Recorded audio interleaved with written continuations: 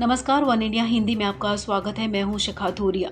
पूर्व प्रधानमंत्री डॉक्टर मनमोहन सिंह ने एक बार फिर मोदी सरकार पर निशाना साधते हुए नोटबंदी के फैसले को गलत बताया है।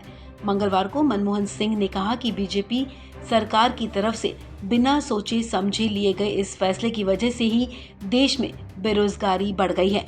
उन्होंने ये भी आरोप लगाया कि मोदी सरकार राज्यों के साथ नियमित तौर पर विचार विमर्श नहीं करती है। चुनावी राज्य केरल में कांग्रेस पार्टी से जुड़े think tank Rajiv Gandhi development studies के एक वर्चुअल सम्मेलन का उद्घाटन करते हुए मनमोहन सिंह ने कहा कि सरकार और रिजर्व बैंक ऑफ इंडिया की तरफ से अस्थायी उपायों से क्रेडिट समस्या को छिपाया नहीं जा सकता। उन्होंने कहा कि ये संकट स्मॉल और मीडियम सेक्टर को प्रभावित कर सकता है। प्रतीक्षा नाम से आयोजित सम्मेलन में पूर्व पीएम मनमोहन सिंह ने कहा, बेरोजगारी ज्यादा है और असंगठित क्षेत्र तबाह हो चुका है।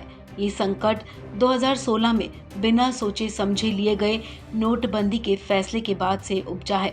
आपको बता दें कि चुनाव से पहले आयोजित इस समारोह का मकसद केरल के विकास के लिए विजन डॉक्यूमेंट को लॉन्च करना है। केरल के विकास को लेकर अपनी राय रखते हुए मनमोहन सिंह ने कहा कि राज्य में सामाजिक मापदंड ऊंची हैं, लेकिन भविष्य में दूसरे क्षेत्रों में ध्यान देने की जरूरत है। पूर्व पीएम ने कहा कि केरल में कई रुकावटें हैं जिनसे राज्य को पार पाना है।